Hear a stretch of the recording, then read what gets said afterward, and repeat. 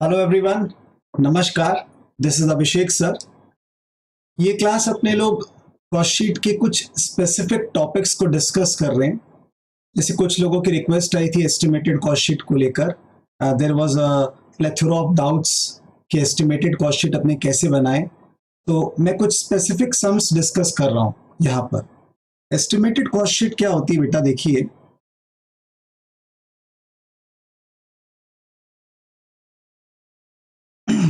Estimated cost sheet आपका simple, हमेशा देखो लॉजिक्स पहले क्लियर कर लो, उसके बाद सम्स चाहे तुम जितने भी बना लो। लॉजिक पहले फाइनाइट होते हैं, लॉजिक से सम्स बनता है। अगर अपना लॉजिक क्लियर है तो सम्स इनन्यूमरेबल आप सॉल्व कर पाओगे। एक आधा वैरायटी भली मिल सकती है पर पूरा सम नया नहीं हो सकता है। तो लॉजिक क्या है? एस्टिमेटेड कॉस्ट शीट दो तरह के सम्स होते हैं बेटा। एक, जब अपने पास क्वांटिटी डेटा अवेलेबल होता है, इसको आप बोल सकते हो यूनिट्स आर अवेलेबल। और दूसरा, when quantity is not available. बस यही दो वैरायटी ऑफ सम्स होते हैं। क्वांटिटी अवेलेबल में वैरायटी ऑफ सम्स बनाए जा सकते हैं देखने में, पर उसका भी बॉटम लाइन एक ही रहेगा।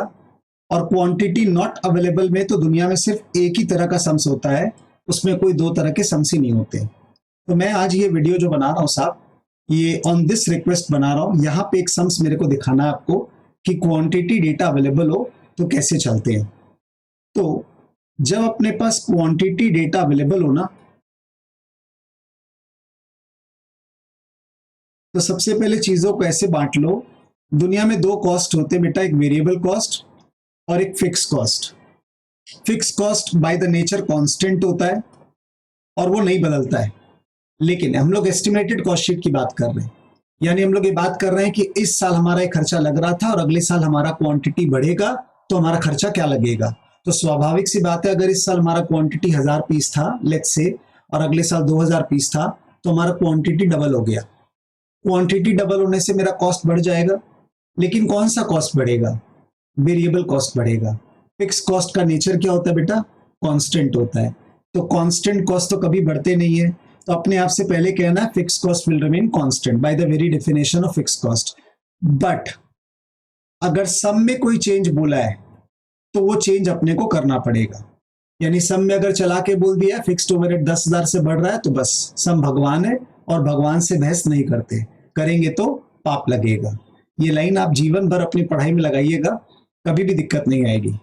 कि सम ने अगर कह दिया फिक्स कॉस्ट बढ़ रहा है तो भाई भगवान कह रहा है, भगवान से बहस अपने को नहीं करनी है। तो पहला rule, the first rule is fix cost is constant, but if the sum is saying some changes is happening, then वो चेंजेस अपने जरूर कर देंगे। वेरिएबल कॉस्ट के साथ क्या होता है साहब? वेरिएबल कॉस्ट तो साहब कांस्टेंट होता ही नहीं है। तो variable cost always changes with the change in quantity. तो ये चेंज दो कारण से आएगा। एक आएगा क्वांटिटी रेशियो, यानी आउटपुट रेशियो बोल लूंगा मैं इसको, और एक होगा प्राइस चेंजेस। ये दो चेंजेस के कारण अपना वैल्यू बदलेगा। एक क्वांटिटी के बढ़ने या घटने के कारण वेरिएबल कॉस्ट चेंज होगा, और एक उसकी प्राइस चेंज करने के कारण होगा। जो क्वांटिटी के कारण चेंज होगा उसको मैंने आउटपुट रेशियो बोल लेना है, और इसका भी फॉर्मूला मैं आपको सिखा देता हूं बेटा। Output ratio simply output by input. चीजों को इजी करना हो तो जैसा मैं बता रहा हूं वैसे कर लीजिए। मान लो मेरा आउटपुट है 2000 अगले साल का, और इस ईयर का आउटपुट यानी इनपुट जो हम बोल सकते हैं एक बार, वो 1000 है। इन द सेंस हम लोग यहां बोलना चाह रहे हैं आउटपुट रेशियो का मतलब कि नेक्स्ट ईयर मेरा आउटपुट है 2000 और दिस ईयर मेरा आउटपुट है, एक्चुअली इसको इनपुट नहीं बोलना चाहिए, आउटपुट ही बोलना चाहिए, बट दिस ईयर का इनपुट है 1000। अगर अगले साल मेरा प्रोडक्शन 4000 है और करंट ईयर प्रोडक्शन 1000 है, मतलब 4 टाइम्स हो गया, तो आउटपुट रेशियो 4 टाइम्स निकाल लेना। ये एक आंसर निकल कर आ गया। और दूसरा, प्राइस चेंजेस। अगर कोई भी चीज का प्राइस चेंज होता है तो सम आपको बोलेगा 20% बढ़ गया, तो आप सिंपली मल्टीप्लाइड बाय 120% कर देना। अगर सम बोल रहा है 10% बढ़ गया, आप बताओ जी, एकदम करेक्ट, मल्टीप्लाइड बाय 110% कर देंगे। और सम अगर कह रहा है 5% गिर गया, तो भी मल्टीप्लाई कर देंगे, बट 5 गिर गया, 100 में से -5, तो दिस बिकम्स 95%। तो ये एक आसान मैथमेटिक्स है गिवन स्टेटमेंट का।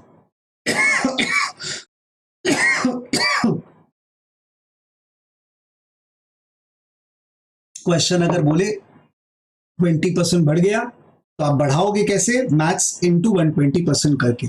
जितना से बढ़ा इंटू 100 प्लस कर देना, जितना से गिरा इंटू 100 माइनस कर देना।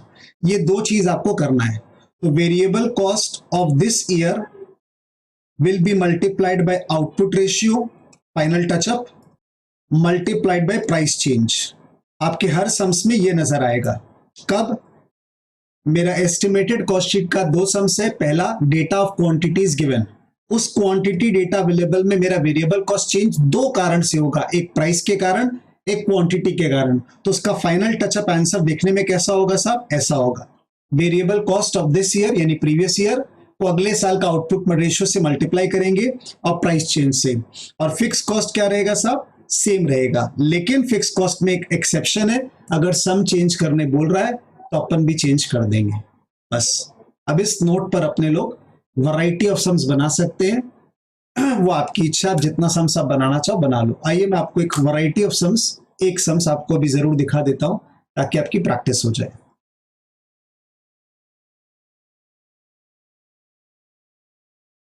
This is one of the best sums. इसका आप मेरे से टेलीग्राम या व्हाट्सएप करके नोट्स मांग लीजिएगा। वैसे मैं इस वीडियो के अंदर में लिंक दे दूंगा जहां तक इस सम्स का, तो आपको ऐसा मांगना नहीं पड़ेगा। बट फिर भी you can text me if the sum is not available to you.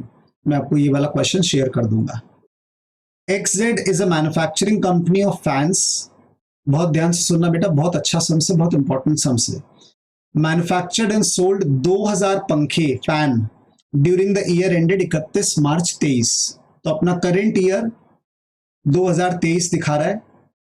उस करंट ईयर का प्रॉफिट एंड लॉस अकाउंट बना दिया है।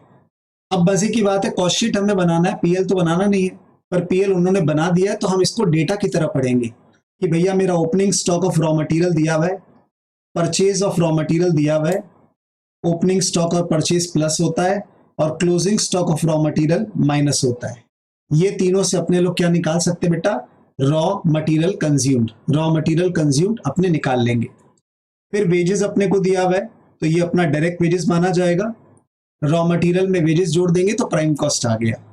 प्राइम कॉस्ट में मैन्युफैक्चरिंग एक्सपेंस जोड़ देंगे तो ये अपने लोगों का फैक्ट्री ओवरहेड हो गया, जोड़कर वर्क्स कॉस्ट आ गया। WIP कहीं दिया हुआ नहीं है। Rent, rates and taxes. अब और देखो, यहां पे अकाउंट्स भी सीखना है, कॉस्ट भी सीखना है।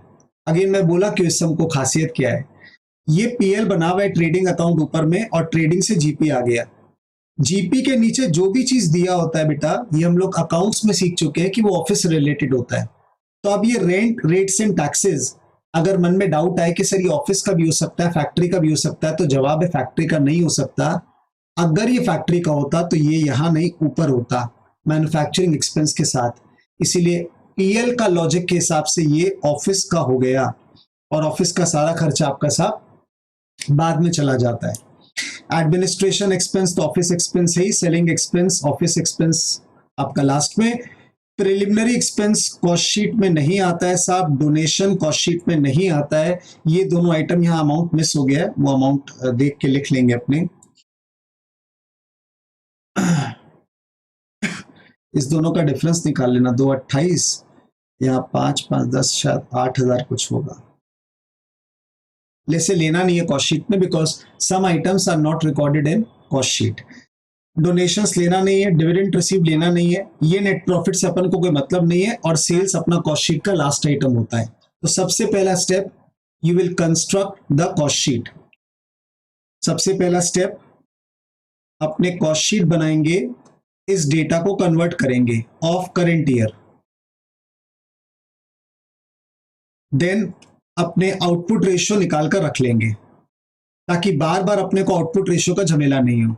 और स्टेप 3, अपने एस्टिमेटेड कॉस्ट शीट बनाएंगे, इस दो बात को ध्यान में रखते हुए कि वेरिएबल कॉस्ट और फिक्स कॉस्ट है। वेरिएबल कॉस्ट आउटपुट रेशियो से मल्टीप्लाइड होगा और प्राइस अगर चेंज है तो मल्टीप्लाइड होगा। याद रखिएगा, प्राइस चेंज सब में नहीं होगा पर आउटपुट रेशियो हर सब में होगा। तो वेरिएबल कॉस्ट हरदम इससे तो मल्टीप्लाई होगा ही होगा। क्योंकि आपकी आउटपुट तो चेंज हुई है पर जरूरी नहीं है कि महंगाई भी आई होगी। तो ये प्राइस चेंज मटेरियल के साथ, लेबर के साथ, जिसके साथ दिया होगा सिर्फ उसी के साथ अपने अप्लाई करेंगे। फिक्स कॉस्ट सेम रखेंगे अनलेस सब में कुछ बोला गया हो तब तक। फिर साहब आपका कॉस्ट शीट, आउटपुट 2000 फैंस, ये मुझे कहां से मिला बेटा? हर डेटा मैं आपको दिखा रहा हूं कहां से लिख रहा हूं, इसलिए ध्यान दीजिएगा। कोई भी डेटा मैं दोबारा बोलता हूं, अंत तक बोल रहा हूं ताकि आप रिलेट कर सको। ये मेरे सम यहां स्टार्ट हुआ था 2000 पंखे, तो इसलिए मेरे को यहां से पता चल गया आई एम हैविंग 2000 फैंस। और इस डेटा को अब मैं लिख रहा हूं साहब 20,000 प्लस 1,30,000 माइनस 30, तो 20, 1,30,000 माइनस क्लोजिंग स्टॉक। इससे अपने लोगों का रॉ मटेरियल कंज्यूम्ड आ गया।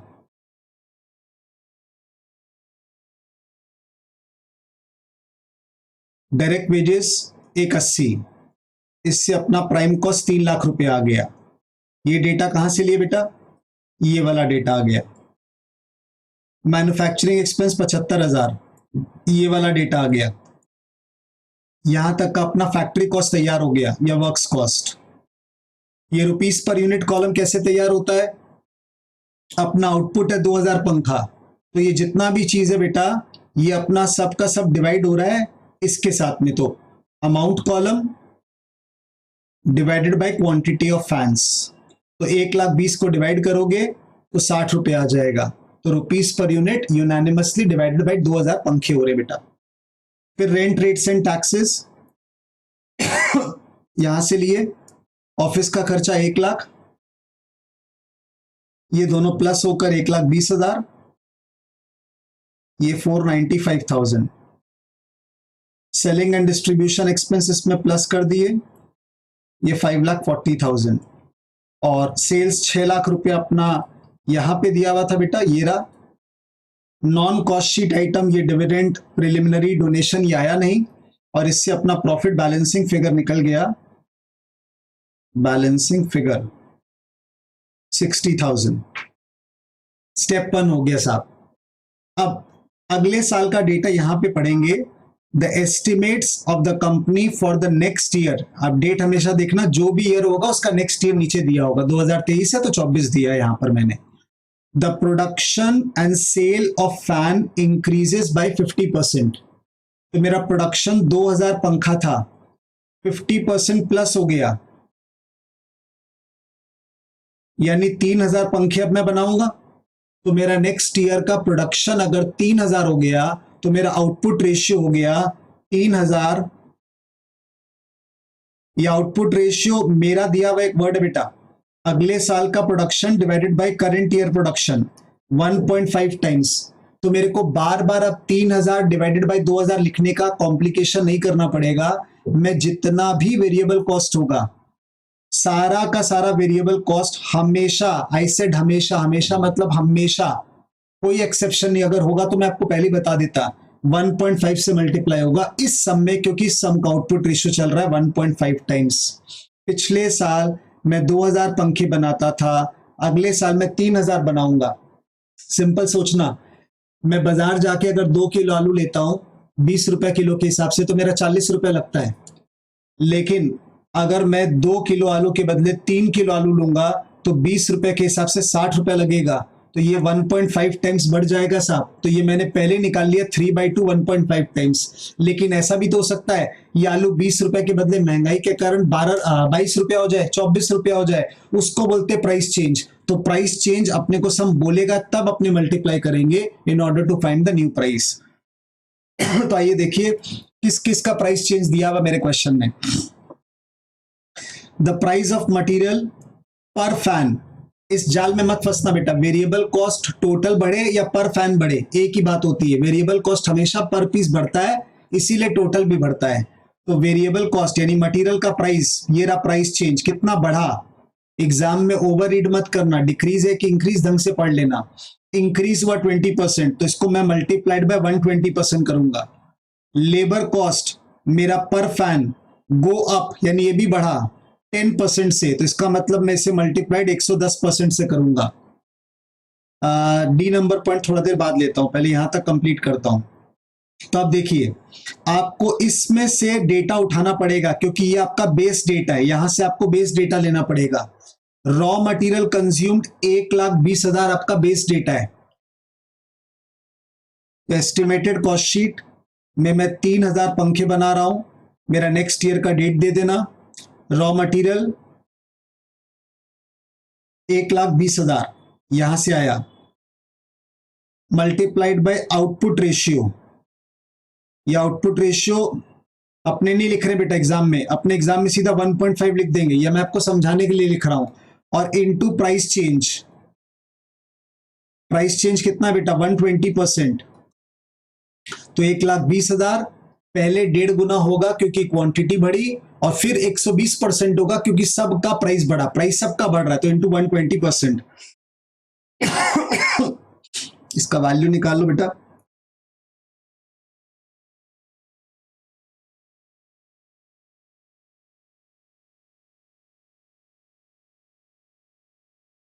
$2,16,000। वेजेस 1,80,000 कहां से आया, पिछले साल का डेटा, इस कॉस्ट शीट से, ये रहा बेटा 180।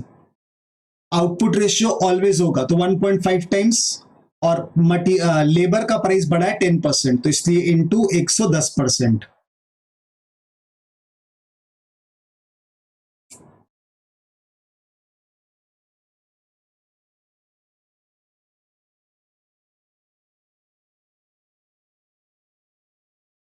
ये अपना प्राइम कॉस्ट आ गया 5,13,000। अब देखिएगा बेटा point number D, manufacturing expense, बहुत कमाल का पॉइंट है, इस पे और मेहनत करनी पड़ेगी बेटा, थोड़ा और ध्यान देना पड़ेगा, तो एकदम स्पीड स्लो कर लेना, कुछ और मत करना बेटा इस पॉइंट पर। मैन्युफैक्चरिंग एक्सपेंस मेरा था 75,000 रुपया बेटा। ऑफ द मैन्युफैक्चरिंग एक्सपेंस, यानी मैन्युफैक्चरिंग एक्सपेंस जो ऊपर 75 है उसमें से 15,000 फिक्स्ड है और बाकी वेरिएबल है। तो भाई 75,000 को मैंने पहले साइड में एक बार ब्रेकअप दिखा दूं। मैन्युफैक्चरिंग एक्सपेंस 15,000 फिक्स्ड है और बाकी 30 क्यों भाई 60,000 हुआ ना, 60,000 रुपया बैलेंसिंग फिगर, 75 में से 15 गया, 60,000 वेरिएबल है। ये पहला पार्ट हुआ। फिक्स पार्ट जैसा था वैसा ही रहेगा, तो अगले साल के कॉस्ट शीट में फिक्स्ड एक्सपेंस मेरा 15,000 सेम रहा, क्योंकि जब तक सब में कोई इंस्ट्रक्शन नहीं दे fixed expense will not change. अब वेरिएबल एक्सपेंस के लिए क्या लिखा हुआ है, ध्यान से देखो बेटा, क्या कमाल की इंग्लिश है। द वेरिएबल पोर्शन यानी कि 60,000 will be in the same proportion, ratio बोल लो, हार्ड वर्ड लगेगा proportion, in the same ratio of material consumed and wages as in the last year. तो पिछले साल वेरिएबल ओवरहेड, एक एक वर्ड को तोड़ते हैं हम, पिछले साल वेरिएबल पोर्शन मतलब variable overhead was in the same ratio, ratio मतलब डिवाइड, क्या चीज का, मटेरियल कंज्यूम्ड प्लस वेजेस। कैसे मिला मेरे को, एंड मतलब प्लस होता है, and wages, material consumed and wages अगर मैं प्लस करूंगा तो भाई साहब प्राइम कॉस्ट आएगा, यानी वो बोलना चाहता है variable overhead is a percentage of prime cost. तो कितना सिंपल बात को कितना तरीके से वो बोल रहा है बेटा। ये लाइन अगर आपने पहले कभी नहीं देखी होगी तो मुझे नहीं लगता आप में से कोई भी आदमी एग्जाम में इसको अपने आप बना पाएगा। तो आई रिपीट वंस अगेन, जो पढ़ रहा हूं उसी में से समझा रहा हूं, इसलिए बाहर से मत ढूंढो, यहां पढ़ो। The variable portion is in the same ratio. तो हम लोग ओवरहेड की बात कर रहे हैं, वेरिएबल 60,000 है, is in the same ratio of material consumed and wages. Material consumed यहां से भी देख सकते हो, ये रहा, एंड वेजेस ये रहा, इन दोनों को अगर प्लस करेंगे तो सीधा सीधी बोलो ना प्राइम कॉस्ट आएगा 3 लाख रुपया। तो इसका वर्किंग नोट स्पेस दिया हूं क्या, ये रहा। तो factory overhead variable portion is equal to, ये रहा एक्सप्लेनेशन मेरा, ये रहा प्राइम कॉस्ट, अब ये रहा value placement. Factory overhead 60,000 variable वाला, फिक्स्ड वाला नहीं बेटा, वो तो बात हो चुका है, divided by prime cost 3 lakh, ये आ गया 20%। अब इस 20% को पढ़ना क्या है, इसको पढ़ना भी बहुत बच्चों को नहीं आता है भाई। यहां पढ़ो, फैक्ट्री ओवरहेड जो तुम लिख रहे हो वही पढ़ना है, इज 20% ऑफ प्राइम कॉस्ट, यानी ए बाई बी इज 20%। तो पढ़ने का तरीका होगा A is 20% of denominator, numerator is 20% of denominator. दुनिया में कोई किताब ये नहीं समझाने वाली बेटा, सिर्फ मैं ही समझा रहा हूं, ध्यान से सुन लो। पढ़ने का तरीका, न्यूमरेटर इज 20% ऑफ डिनोमिनेटर। अब इसको बोलो जो लिखा हुआ है, factory overhead is 20% of prime cost. तो अपने लोगों का factory overhead variable is 20% of prime cost. अपना प्राइम कॉस्ट है बेटा 5,13,000 रुपया, तो 5,13,000 का 20% निकाल दोगे और यहां पे वैल्यू प्लेस कर दोगे। इस ईयर का प्राइम कॉस्ट पिछले साल का प्राइम कॉस्ट से तो परसेंटेज निकल गया, अब इस ईयर भी वही परसेंटेज होना चाहिए, तो इसलिए 5,13,000 का 20% निकाल लो।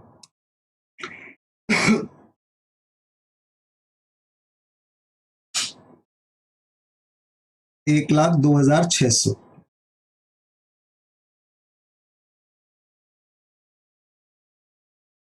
ये अपना फैक्ट्री कॉस्ट या वर्क्स कॉस्ट आ गया 6,30,600 रुपए।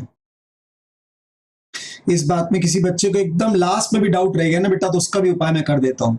पिछले साल मेरा फैक्ट्री ओवरहेड 60,000 था, पिछले साल का मेरा प्राइम कॉस्ट 3,00,000 था, तो उससे मेरा रेशियो 20% आया था।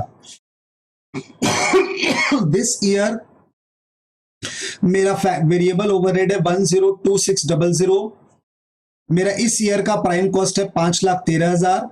इसको मैं सॉल्व करूंगा तो 20% आएगा, और ये तभी आ रहा है ना बेटा क्योंकि मैंने 5,13,000 को इंटू 20% किया है, तो ऑब्वियस सा बात है यही तो आंसर आएगा। It's all in the mathematics. तो आप पिछले साल का रेशियो लेते हो जो आपने निकाला, मल्टीप्लाइड बाय करंट ईयर वाला फिगर करते हो, तो prime cost of which year, current year, बस काम खत्म। तो यही सबसे हार्ड पार्ट है, यही पार्ट सबसे हार्ड पार्ट है बेटा। फिर आइए बेटा, रेंट एंड रेट्स मेरा 20 था, ऑफिस 1,00,000 था, उसके लिए क्या बोल रहा है? अच्छा, किसी के लिए कुछ नहीं बोला है ना तो फिक्स्ड ही मानना है, मतलब सेम। तो यहां बोल रहा है administration expense are charged at the same percentage as in the last year, not the same amount, same percentage as in the last year. तो इसका मतलब रेंट के लिए कुछ नहीं बोला, ऑफिस और एक्सपेंस अलग वर्ड है, एडमिनिस्ट्रेशन अलग वर्ड है, तो रेंट एंड रेट सेम रह गया बेटा। पिछले साल भी 20 था, चेक करा दूं, ये रहा, पिछले साल भी 20 था, इस साल भी 20 है।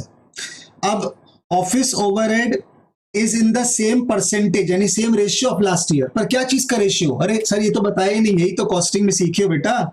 अगर सीखे हो तो, खाली यूट्यूब के भरोसे हो तो नहीं सीखे होगे।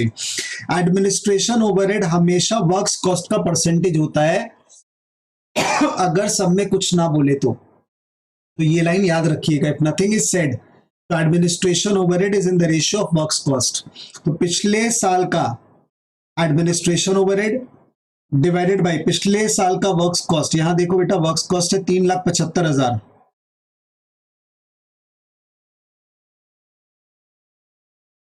इंटू 100, सॉल्व कर लो कितना परसेंटेज आ रहा है देखो।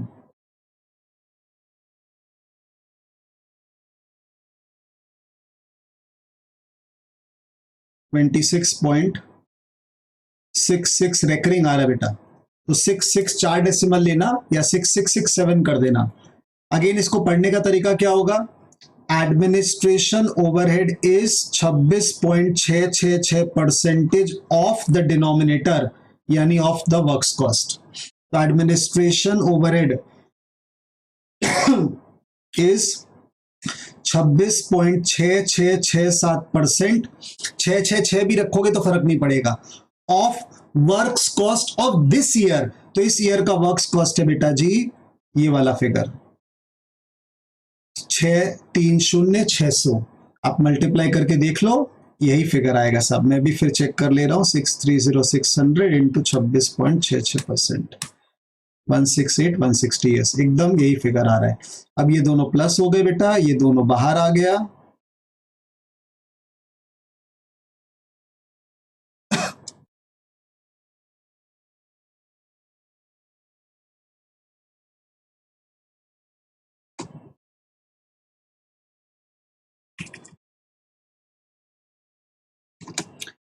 यहां तक हो गया बेटा अपना लास्ट पार्ट, अपना सेलिंग एक्सपेंस। बेटा पिछले साल का सेलिंग एंड डिस्ट्रीब्यूशन एक्सपेंस था अपना 45,000।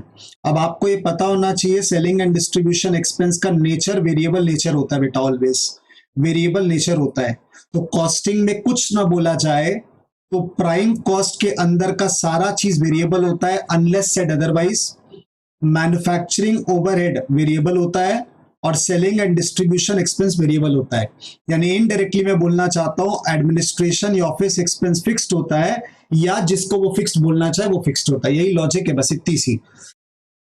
तो मेरा सेलिंग एक्सपेंस 45,000 था, तो 45,000 will be multiplied by output ratio, क्योंकि वेरिएबल कॉस्ट का रूल क्या बेटा, जो भी वेरिएबल कॉस्ट होगा वो ऑलवेज आउटपुट रेशियो से मल्टीप्लाइड होगा, और आउटपुट रेशियो अपना 1.5 निकल चुका है। लेकिन प्राइस चेंज बोला है क्या, आइए देख लेते हैं। यहां बोल रहा है सेलिंग एंड डिस्ट्रीब्यूशन एक्सपेंस पर फैन विल रिमेन सेम। पर फैन विल रिमेन सेम का मतलब है मेरा प्राइस चेंज नहीं हुआ, इसका मतलब there is no price change, इसका मतलब मेरे को प्राइस चेंज करने की दरकार नहीं है। यहाँ पे भी बच्चे बहुत ज्यादा ना ओवर इमेजिनेटिव बच्चे जो होते हैं वो रॉन्ग समझ लेते हैं। वो ये नहीं बोल रहा है सेलिंग प्राइस ऑफ फैन, मतलब selling and distribution expense of fan will remain unchange, वो बोल रहा है selling and distribution per fan will remain unchange. तो मैं इसको प्रूफ कर देता हूं। पहले यहां से आंसर निकाल लो, 45,000 इंटू 1.5 कर लो।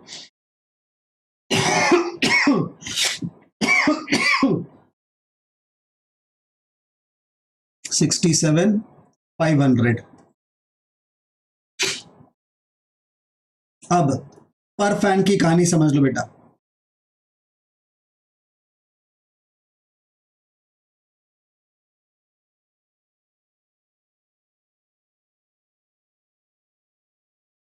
एक पंखे का सेलिंग एंड डिस्ट्रीब्यूशन एक्सपेंस था अपना 45,000, और ये तो टोटल है। पिछले साल 2,000 पंखे बिके थे, तो 45,000 को अगर मैं 2,000 से डिवाइड करता हूं तो एक पंखे का सेलिंग एंड डिस्ट्रीब्यूशन एक्सपेंस 22.5 रुपया आ जाएगा। 22.5 रुपया। तो एक पंखे का सेलिंग एक्सपेंस अगर 22.5 रुपया है पर फैन अनचेंज्ड, लेकिन इस साल हम टोटल 3,000 पंखे बेचे बेटा, तो मल्टीप्लाई करके देख लो, 3,000 पंखे इंटू 22.5 करोगे तो 67,500 ही आएगा। इसीलिए याद रखिएगा बेटा, लास्ट मोमेंट की पढ़ाई बेस्ट नहीं होती है, नॉलेज चाहिए तो पूरा नॉर्मल क्लास में मिलेगा। यहाँ पे तो इतना ही बता दिया मैं, बहुत ज्यादा ही बता दिया, फिर भी ये प्लस कर लो। अब आपका प्रॉफिट निकालना है, बैलेंसिंग फिगर। लेकिन सेलिंग प्राइस के लिए भी सब में एक लाइन है बेटा, इस सब में बवाल ही बवाल है। सेलिंग प्राइस पर फैन विल डिक्रीज बाय 10%।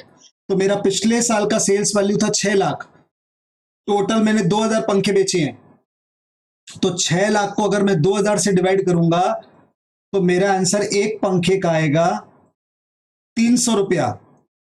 और अगले साल के लिए बोल रहा है एस्टिमेटेड कॉस्ट शीट में कि मेरा पर फैन प्राइस डिक्रीज करना पड़ेगा, डिमांड बढ़ानी है तो भाई प्राइस तो गिराना पड़ेगा 10% से। तो 300 रुपया मेरा सेलिंग प्राइस नहीं चलेगा, 300 रुपया का 10% गिराऊंगा तो एक पंखे का सेलिंग प्राइस 300 माइनस 10% हो जाएगा, यानी 270 रुपया। अब 270 को 3,000 पंखे से मल्टीप्लाई करूंगा तो 8,10,000 आएगा, लेकिन कॉस्ट हो गया ज्यादा भाई साहब, तो लो जी प्रॉफिट नहीं है, यहाँ पे सब में लॉस है। There is a loss of 76,260। शायद ये इकलौता सम होगा आपके काम में आया होगा जहां पे एस्टिमेटेड कॉस्ट शीट या कोई भी कॉस्ट शीट में लॉस आ रहा है। तो हेंस अब हम लोग बोल सकते हैं फाइनली कि अपने लोगों का ये वाला सम हो गया बेटा। तो इस सम को दोबारा समझिएगा, देखिएगा, and in case of doubt we can discuss it. और ऑब्वियस बात है, complete study is always beneficial बेटा, ये सब एक आधा सम देखने से नहीं सही होता है। चलिए, best of luck for the exams, keep in touch, you can go to the channel, my channel C Abhishek Murarka के नाम से चैनल है, माय नेम, और उसमें आपको बहुत सारी और वीडियोस मिल जाएंगी जो आपके बेनिफिट में आ सकती है। अपना टेलीग्राम चैनल भी बना हुआ है जहाँ पे हम लोग बीच बीच में अपडेटेड क्लासेस, मैराथन क्लासेस देते रहते हैं, फ्री नोट्स, ये सब, तो वहाँ पे ऐड हो सकते हैं, जुड़ सकते हैं, और वहाँ से आपको बाय डिफॉल्ट मांगना नहीं पड़ेगा, बाय डिफॉल्ट वहाँ पे हम लोग शेयर करते रहते हैं। चलिए, keep in touch, thank you so much, take care and bye.